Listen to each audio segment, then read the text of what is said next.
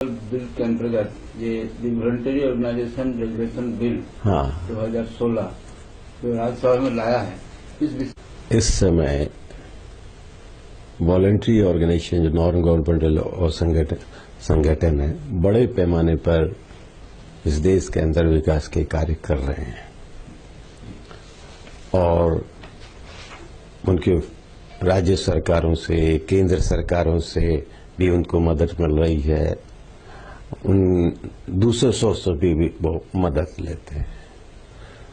हमारे देश में बहुत से ऐसे ग्रुप हैं, बहुत से ऐसे सेक्शन हैं, समाज के हिस्से हैं जिनमें सरकार के अलावा सरकार ने भी की भी नीतियां हैं, केंद्र में हो या राज्यों में है कि अधिकतम लोगों तक पहुंचाया जाए।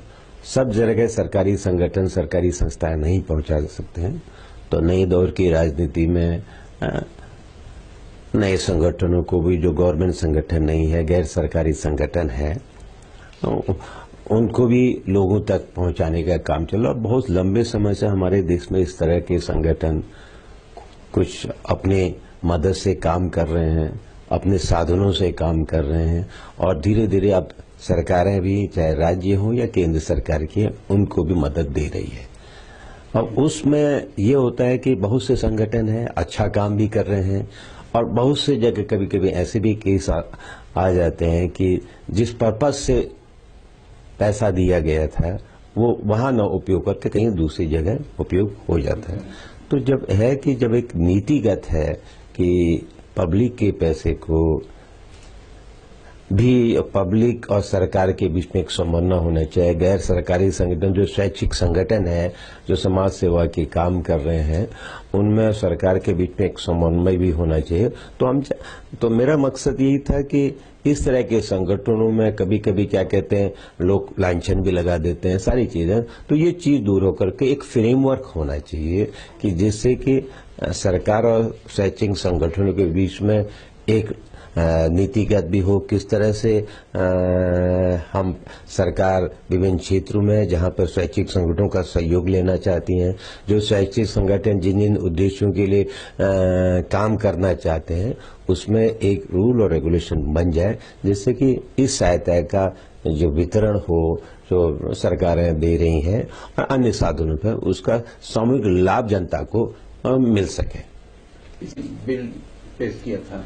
हाँ, नहीं, लोकसभा का तो ऐसा होता है, आप जानते हैं। बिल को और आपकी पार्टी के सांसद या दूसरी पार्टी के सांसद ये जब प्राइवेट इसी विषय की स्वैच्छिक संगठन इस समय बड़े पैमाने पर विकास कार्यों को कर रहे हैं, लेकिन इसके माध्यम से एक हम कहना चाहते हैं कि स्वैच्छिक संगठन और सरकार के बीच में कन्फ्रंटेशन न हो, इन दोनों के बीचों में एक सहयोग हो और साथ ही साथ जो धन जिस उद्देश्य से ले सरकारें दे रही हैं या जो भी स्वैच्छिक संगठन उद्देश्य जिस क्षेत्र के लोगों का, वहीं उसको उसमें उसका पैसा भी वहीं पर हो, क्योंकि पब्लिक में नहीं किसी एक जब सरकारें भी अपने पैसे को खर्च करती हैं तो उस पर भी एक कंट्रोल रखा जाता है कि सरकार की मर्जी से ना, सरकार के उद्देश्यों के हिसाब से वो खर्च हो। उसी तरह ये भी कि स्वैच्छिक संगठन आगे बढ़े, समाज के विकास में आगे बढ़े, उनका रोल बहुत ज्यादातर स्वैच्छिक संगठनों की भूमिका आई है और हर क्षेत्र में आ रही है, और विशेषकर उन क्षेत्रों में जहां सरकार नहीं पहुंचा है, वंचित वर्गों के सवाल पर, एनवायरमेंट के सवाल पर है, जो समाज के असंगठित क्षेत्र के लोग हैं उनके बीच में, स्वास्थ्य और संगठन, बहुत अलग अलग सेक्टरों में स्वैच्छिक संगठन काम कर रहे हैं। तो मूल उद्देश्य है कि स्वैच्छिक संगठन और सरकार के बीच में एक पुल बने और उस पूरी मदद पर एक पब्लिक निगरानी रखी जाए। और कई बार उन्होंने भी लिखा है और इसके विषय में गोविंद नस्कर साहब ने और दशरथ तिर्की साहब ने 377 के तहत भी पार्लियामेंट में रेज किया था मामला, ये वॉलंटरी ऑर्गेनाइजेशन को सरकारी सहयोग, भागीदारी के विषय में, लेकिन सहयोग सरकार से कोई रिस्पॉन्स मिला नहीं। हम वॉलंटरी ऑर्गेनाइजेशन स्वैच्छिक संगठनों को भी ये न लगे कि सरकार सहयोग देने में वो इम्पार्शियल नहीं है, पारदर्शी नहीं है। तो ये एक मैकेनिज्म बनना चाहिए जो वॉलंटियर्स आगे आ रहे हैं, समाज सेवा में कार्य करना चाहते हैं, उन सबको सरकार का भी प्रोटेक्शन मिले, संरक्षण भी मिले। लेकिन सरकार जिन संगठनों को प्रकार संरक्षण प्रोमोशन वो पैसा उन्हीं उद्देश्यों में खर्च करें, ये भी होना चाहिए। दोनों चीजें होनी चाहिए। सरकार ये न हो कि कुछ मनमानी तरीके से शैक्षिक संगठनों को संरक्षण दे, प्रोटेक्शन दे, है ना। तो उसकी एक साफ और स्पष्ट नीति होनी चाहिए, किन किन एरियाज में हम काम कर सकते हैं, हमारा क्या उद्देश्य है। साथ ही साथ सरकार के वॉलंटरी और शैक्षणिक संगठनों को सहयोग देने की भी एक साफ और स्पष्ट नीति होनी चाहिए, जिससे कि किसी को ये आरोप न लगाया जा सके कि सरकार ने उनके साथ भेदभावपूर्ण बर्ताव किया। तो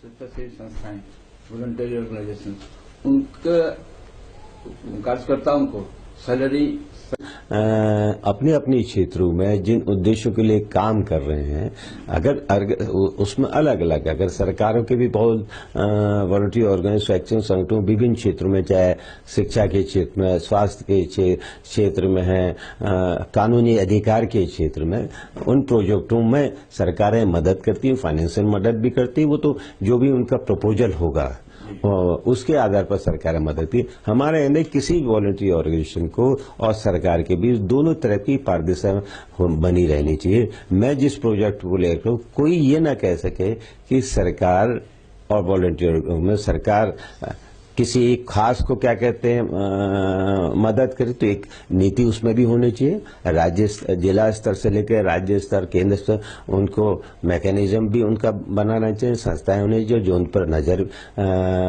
वो भी रख सकते हैं, और जो उनको आर्थिक सहयोग सरकारों के द्वारा दिया जा रहा है, उसमें भी सरकारों की एक साफ और स्पष्ट नीति होनी चाहिए। ये उद्देश्य है। जैसे ये कृषि विकास, हाँ, और इनको 6,000 कार्यकर्ता को सैलरी ये लोग अपने ही बूते पर दे रहे हैं, तो अगर इनको सरकारी भागीदारी मिल जाए सरकार तो अलग अलग क्षेत्रों में सरकार वॉलंटरी एजेंसियों के लिए खुली नीति सी है ना।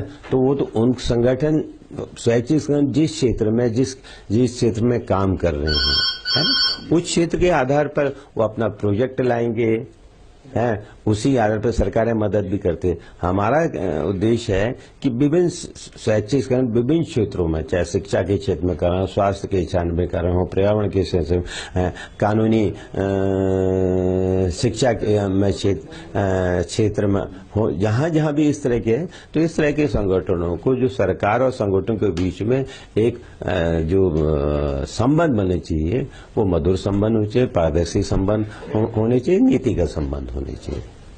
तो ये तो जनता तक पहुंचा रहे हैं, तो उस हिसाब से तो इनको सरकार के कार्यक्रमों नहीं, वो तो जो मिलेगी सरकार के क्षेत्र में, स्वास्थ्य के क्षेत्र में आर्थिक मदद देती है। तो यह है कि वो जो मदद है, सरकार का सहयोग है, शैक्षिक संगठन के बीच में नीति के आधार पर उनको मदद दी जानी चाहिए, साफ और पारदर्शी बननी चाहिए। तो वो तो वॉलंटरी ऑर्गेनाइजेशन पर निर्भर करता है कि वो किस क्षेत्र में काम कर रहा है, उसका क्या प्रोजेक्ट है।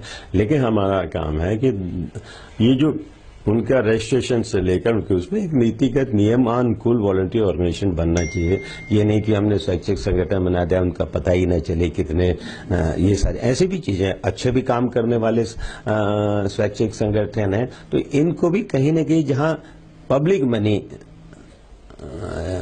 का वो होता है ना, पब्लिक मनी जुड़ा होता है, उसमें हर तरह से उस पर पब्लिक का एक नियंत्रण भी होना चाहिए, न सरकार के उसमें रहने चाहिए, न संगठन।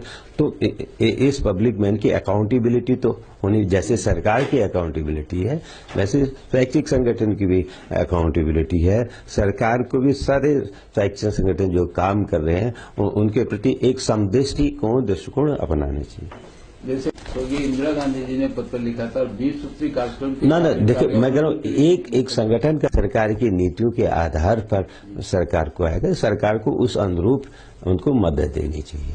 है, उसमें देती भी है। सरकारें आज से अपने हर विभाग के अलग अलग बजटों का प्रावधान करती है, आर्थिक सहायता का प्रावधान करती है, जो प्रोजेक्ट चला रहा है। तो हमारा क्या है, जो सरकार जहां पर मदद दे रही है वो पैसा उसी उद्देश्य के लिए खर्च हो रहा है, नहीं खर्च हो रहा है। तो सरकार जांच करती है। हाँ, तो ये सारी चीजें हैं।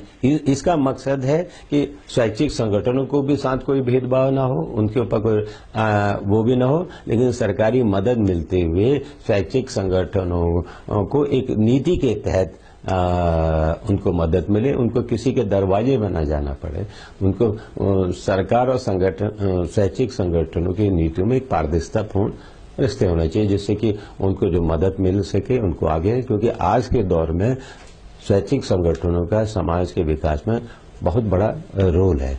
बहुत से ऐसे क्षेत्र हैं जहां सरकारें नहीं पहुंच पा रही, वहां स्वैच्छिक संगठन जा रहे हैं, तो उनका भी एक बहुत लार्जर इंटरेस्ट में विकास का अच्छा काम कर रहे हैं। तो उन्हीं के इंटरेस्ट को देखने के लिए, उनको संरक्षण देने के लिए इस बिल का उद्देश्य है।